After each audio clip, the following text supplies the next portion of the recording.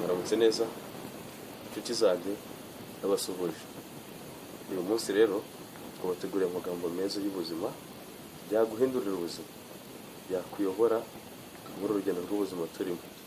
Dukurikire kuri YouTube channel yacu, ntugende udakoze subscribe, ushyireho kuzogera ubundi ukore subscribe.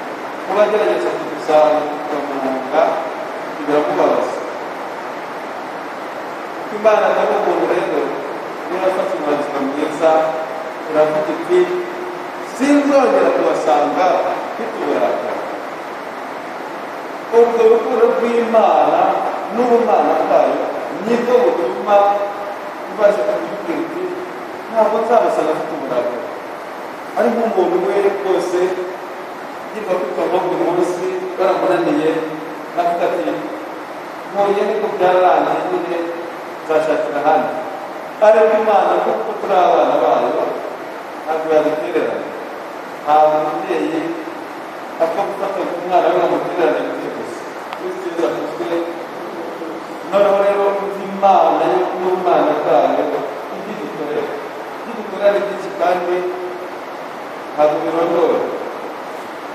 Kristo Yesu akozwe iteka ryose.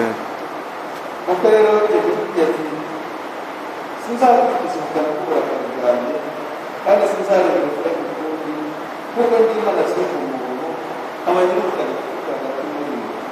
Kristo Yesu akozwe iteka ryose. aha ngaha rero twafata umwanzuro mwiza wo kugarukira Imana tukirinda kuguma kutera umugongo tukirinda kuguma kwibabaza.